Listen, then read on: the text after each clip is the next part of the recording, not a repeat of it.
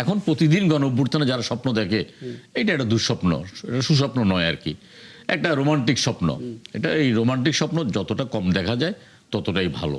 আমরা কোনো গুপ্ত ছিলাম না, আমরাই একটা রক্তাক্ত সবন তৈরি করতে গিয়ে আমাদের অনেক গুম খুন হয়েছে, 17টি বছর আমাদের অপেক্ষা করতে হয়েছে। নাসিরউদ্দিন পাটোয়ারি আজকে আমাদের যারা ইলেকশন কমিশন বিট করেন সাংবাদিকদের, তাদের একটা সংগঠন আছে RFED, তাদের একটা নতুন কমিটি হয়েছে, তাদের ইনগ্রেশন এবং একই সঙ্গে বিদায়ী কমিটি যারা আছেন তাদের বিদায় সংবোধন অনুষ্ঠানে আয়োজন করা হয়েছিল। সেখানে নাসিরউদ্দিন পাটোয়ারি বলছিলেন যদি আরেকটা গণঅভ্যুত্থান হয় তাহলে ইসিতে সবার আগে হাত দেব, এবং একই সঙ্গে তিনি বলছিলেন যে যদি এবার নির্বাচনটা স্থানীয় সরকার নির্বাচন অবাধ নিরপেক্ষ না হয় তাহলে রাজপথ ভয়াবহ তপ্ত হবে। এবং তিনি বলেছেন যে ত্রয়োদশ জাতীয় সংসদ নির্বাচনে চরম ইলেকশন ইঞ্জিনিয়ারিং বা কারচুপি হয়েছে। এখন প্রশ্ন হচ্ছে, আমাদের সেনাপ্রধান থেকে শুরু করে ইউরোপীয় ইউনিয়ন, নির্বাচন পর্যবেক্ষক, বিশ্লেষক, তারা সবাই বলছে 2026 সালের নির্বাচন হচ্ছে, জাতীয় নির্বাচন হচ্ছে বাংলাদেশের ইতিহাসের সবচেয়ে সুষ্ঠু নির্বাচনগুলোর একটি। যদি সেটাই হয় তাহলে সেই সুষ্ঠু নির্বাচনটাও যদি সিটি কর্পোরেশনগুলোতে হয়, তাও তো এনসিপির ভাষ্য মতে এটা একটা তপ্ত পরিস্থিতি তৈরি হতে পারে। একটু বুঝিয়ে বলবেন আসলে। আপনাকে ধন্যবাদ এবং আমার সাথে যারা আছেন দেখছেন সবাইকে শুভেচ্ছা জানাচ্ছি। জি। প্রথমত নাসিরউদ্দিন পাটোয়ারি যেটা বলেছেন, এখানে বাংলাদেশে যে ইলেকশনের যে ইতিহাস, যদি ইতিহাস পর্যবেক্ষণ করেন এবং গত ৩টা নির্বাচন যেভাবে হয়েছে সেই তুলনায় তো ২০২৬-এর ফেব্রুয়ারি নির্বাচন সত্যিকার অর্থে একটু অসাধারণ নির্বাচন। সবচেয়ে অনবদ্য দিক হলো নির্বাচনে কোনো রক্তপাত ঘটেনি। জি। এখন রক্তপাতহীন একটা নির্বাচন বাংলাদেশের মতো দেশে, এটা সত্যিকার অর্থে আমাদের চরম আকাঙ্ক্ষার বিষয়। কিন্তু একই সাথে এটাও তো সত্য যে আমরা নির্বাচনের দিন ভোট গণনার সময় কিন্তু আমরা বিভিন্ন জায়গায় অনিয়ম দেখতে পেয়েছি। অনেক জায়গায় কিন্তু এজেন্টদেরকে বের করে দেওয়া হয়েছে এবং অনেক জায়গায় কিন্তু আপনার বিশেষ করে নাসিরউদ্দিন পাটোয়ারি যে আসন থেকে আপনারা নির্বাচন করেছিলেন, সেখানে আপনি স্পষ্টতই আপনারা যদি দেখেন যে যেই ভোটগুলো বাতিল হয়েছিল, সেই ভোটগুলো কিন্তু আপনার বাতিল ভোটগুলো কাউন্ট করতে জি। নির্বাচন কমিশনকে বাধ্য করা হয়েছিল। জি। অপরপক্ষে তার পাশাপাশি আরেকটা আসন, আপনার মোহাম্মদপুর আসনে কিন্তু একই কেসে মাওলানা মামুনুল হকের যে বাতিল ভোট হয়েছে, সেই বাতিল ভোটগুলো কিন্তু আপনার গণনা করা হয় নাই।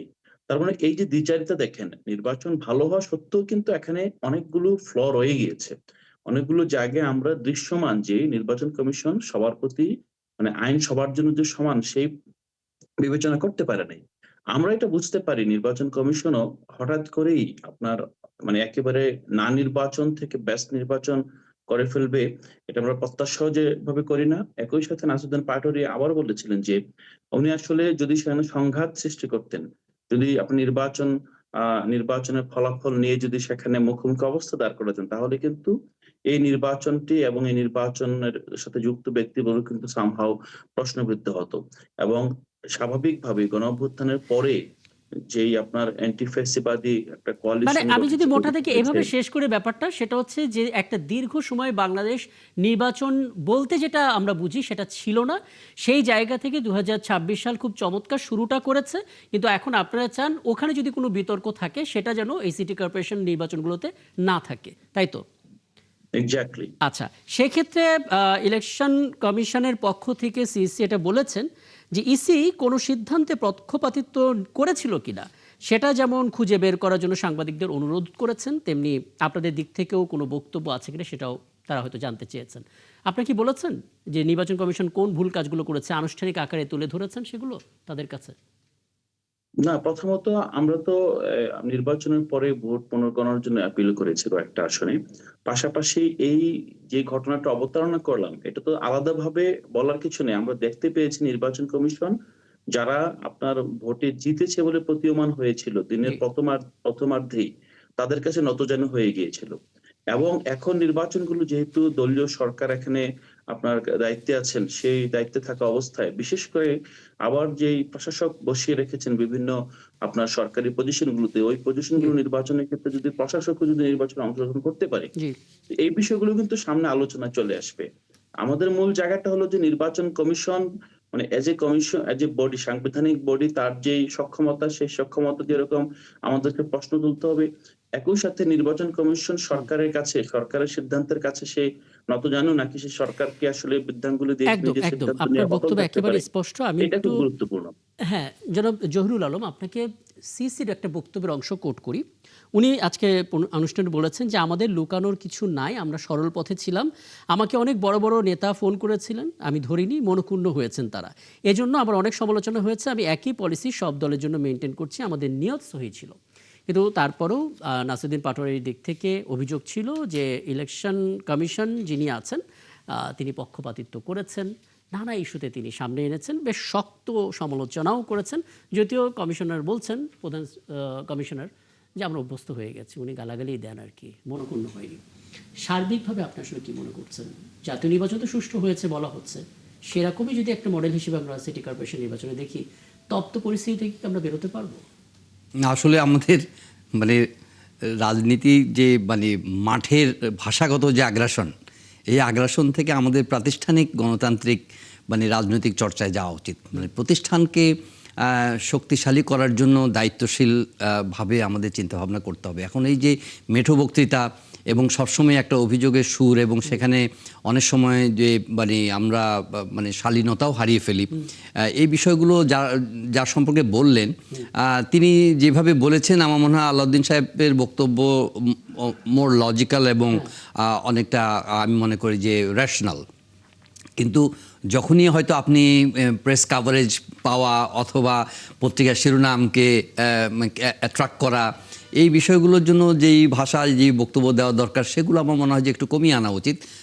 বিশেষ করে আমরা একটা মানে কি বলবো যে টার্বুলেন্ট পলিটিক্যাল স্ফিয়ার থেকে বেরোনোর চেষ্টা করছি, যে একটা স্বৈরাচারের পরে কিন্তু একটা ক্যারেক্টার শেপ দাঁড়িয়ে গেছে। মানে উনি আজকে কারণে বলছি যে এই ভাষাগত ভাষা বলে লাস্টে আবার সেলফিও তুললেন কিন্তু সবার সাথে। হ্যাঁ, এই ভাষাগত বিষয়গুলোকে ধরেন ইলেকশন কমিশনের এখানে এটা মনে করার কোনো কারণ নেই যে আমরা একেবারেই সহি মানে একেবারে পরিশুদ্ধ কার্যক্রম চালাতে পেরেছি একটা নির্বাচনকে ঘিরে। কিন্তু বাই অ্যান্ড লার্জ যদি আপনি বিবেচনা করেন, তাহলে একটি ভালো নির্বাচন হয়েছে।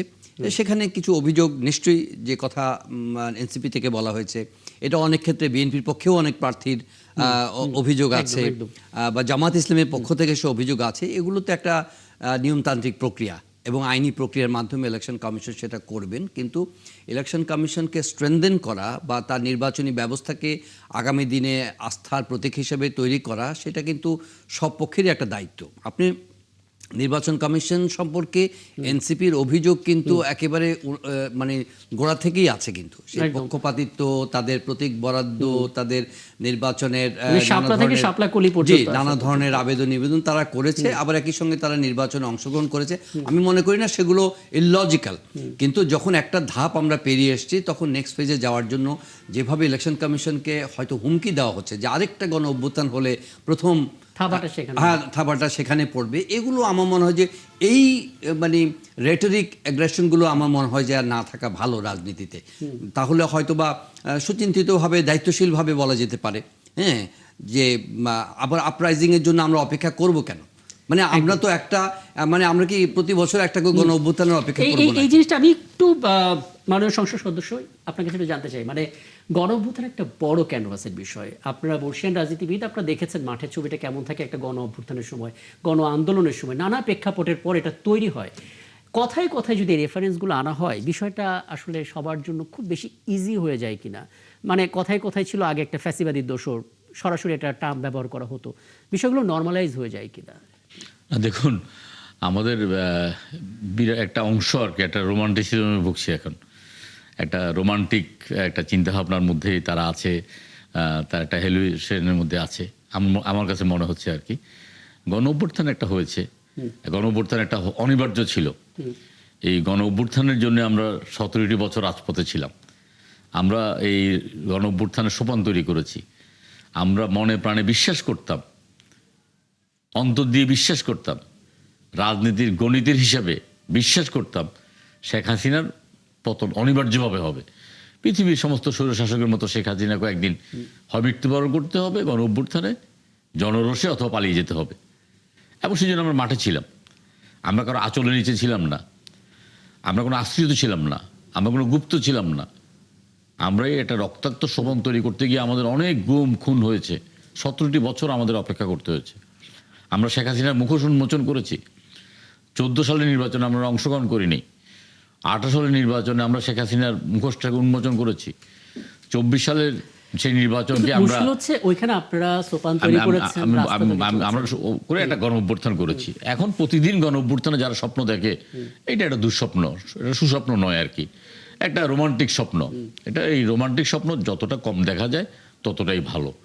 প্রতিনিয়ত ধরেন আমি 69-এর গণ অভ্যুত্থানের আমি রাজপথের একজন একেবারেই সক্রিয় আমার করেছিলাম। একটা ছোট্ট বিরতিতে যেতে হবে, আমি এখান থেকে আলাপটা আমি শুরু করব। এখান থেকে আপনাকে বলি, হ্যাঁ। 1969 পর 71 মুক্তিযুদ্ধের পরে 72 সনের এরকম একটা অস্থিরতার মধ্যে আমাদের একটা সমাজ একটা অতিক্রান্ত করেছে। এই অস্থির সময়ের মধ্যে দিয়ে আমরা দেখেছি পরে সেই অস্থিরতা পরিণত কি হয়েছে।